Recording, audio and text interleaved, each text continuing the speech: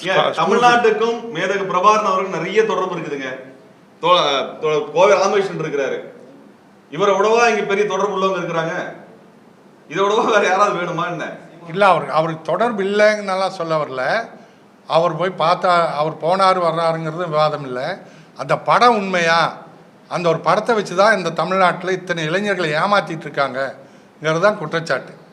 அந்த படத்தை ஒன்றை போட்டு பிரபாகரனை பற்றிய ஒரு சமையல்காரரை போல அவரை ஒரு குக்கர் சமையலறையில் இருப்பவரை போல சீமானை மாற்றிக்கிட்டாரே, இது விடுதலை புலிகளையும் தமிழீழ தேசிய விடுதலை போராட்டத்தையும் இவர் கொச்சைப்படுத்திக்கிட்டாருங்கிறது எங்களுடைய குற்றச்சாட்டு. சீமான் மறுத்தா ஒரிஜினல் காப்பி இருக்குமில்லங்க, அந்த போட்டோட ஒரிஜினல் காப்பி இதே மாதிரி பிரஸ் வச்சு ரிலீஸ் பண்ண வேண்டியதானே? அங்க போய் பார்க்க முயற்சி பண்ணது உண்மை. அதுல இன்னும் இருவேறு கருத்து இருக்குது. நானே ஒரு கருத்து. அதனால இப்ப என்ன விஷயம்னா, அந்த இடத்துல அவர் பார்த்ததா இல்லையான்றதே இப்ப உறுதிதமா இல்ல. வேற போட்டோ காட்டுறேன்னு கேட்கிறோம். இந்த போட்டோ தான் வேற ஏதாவது காட்ட சொல்லுங்க. கேளுங்க, ஷூட்டிங்ல இருக்கிறத தான் காட்டுறாரு. அவருடைய உண்மையான புள்ளிகளுக்கு பயிற்சி கொடுத்த மாதிரி ஷூட்டிங்ல கேமரா வச்சிருக்கிறத காட்டுறாரு. அவர் அங்க நடந்துகிட்டதுக்கு அவரை வெளில அனுப்பிச்சு விடுங்கன்னு சொன்ன காலம் வரலாறுலாம் இருக்குது. வரலாறு தெரிஞ்சவங்களுக்கு தெரியும். வந்து பேச சொல்லுங்க, நாங்க உண்மையை பேசுறோம். பிரபாகரன் மறைந்த பிறகு இலங்கை அரசால் கைப்பற்றப்பட்ட ஆவணங்கள்ல பிரபாகரனோடு சீமான் இருக்கிற மாதிரியான புகைப்படங்கள் இந்த வெப்சைட்ல இருக்கு பாருங்க மாதிரி ராஜபக்சே இவருக்கு சொன்னாராமா? இல்ல இலங்கை உளவுத்துறை கைப்பற்றின ஆவணம் நான் கைப்பற்றி வச்சிருக்கோன்னு இவருக்கு போன் பண்ணி சொன்னாங்களாமா? ராஜபக்சே உளவுத்துறை இவருக்கு தொடர்பு, சீமான தொடர்பு இருக்காமா? நாங்க அதான் முதல்ல அதை கேட்கிறோம். உங்களுக்கு இந்த தகவல் இலங்கையோட உளவுத்துறை அங்க பிரபாகரனிடம் இருந்து எல்டிடியிடம் இருந்து விடுதலை புலிகளிடம் கைப்பற்ற ஆவணங்களில் சீமான் உங்களுடைய போட்டோ இருக்குது அப்படின்னு இலங்கை உளவுத்துறை சீமானுக்கு போன் பண்ணி சொல்லிச்சாமா? நான் கேட்கறேன், எனக்கு தெரியும். அவர் வெப்சைட் எடுத்து போட சொல்லு. உளவுத்துறையில் இருக்கிற படம் இவர்கிட்டயா இல்லை?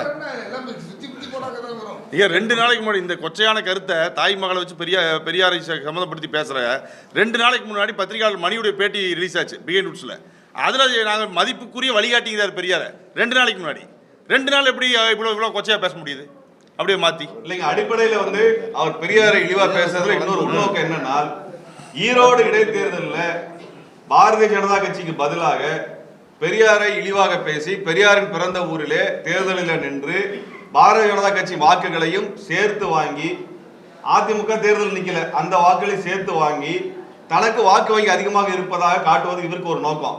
பாரதிய ஜனதா கட்சி இவருக்கு வக்காலத்து வாங்க வந்ததுக்கு காரணம் என்னன்னா, பெரியாரை இழிவுபடுத்தி பெரியாரின் சொந்த ஊரிலேயே ஒருவர் இவ்வளவு வாக்கு வாங்கிட்டாரு அப்படின்னு காட்டுவதற்கான திட்டம் பாரதிய ஜனதா கட்சியின் திட்டம். ஆக பாஜகவிற்கும் RSSக்கும் கூலி வேலை பார்த்து தனக்கு வாக்கு வங்கி அதிகமாக இருக்கணும் காமிக்கிறதுக்காக தான் பெரியாரை இவ்வளவு இழிவா பேசிட்டு ஓடி போயிட்டார். ஆனால் விவாதத்துக்குலாம் வரமாட்டார். அதனால அவருடைய நோக்கமே ஈரோடு இடைத்தேர்தலில் பாரதிய ஜனதா கட்சி ஆதரவாளர்களின் வாக்குகளை பெற்று தமிழ்நாட்டில் பெரியாரை இழிவாக பேசி வாக்கு வாங்கிவிட முடியும் என்று இவரும் காட்ட விரும்புகிறார், RSSம் காட்ட விரும்புகிறது. அதனாலதான் இவரை சங்கி சீமான் நாங்க சொல்ல வேண்டிய இடத்துக்கு வந்து நிக்கிறோம். பாதகம் செய்பவரை கண்டால் நாம் பயம் கொள்ளலாகாது பாப்பா, மோதி மிதித்து விடு பாப்பா, அவர் முகத்தில் உமிழ்ந்து விடு பாப்பா. அண்மை செய்திகளை உடனுக்குடன் தெரிந்து கொள்ள இணைந்திருங்கள் எம் நாடு தொலைக்காட்சியுடன்.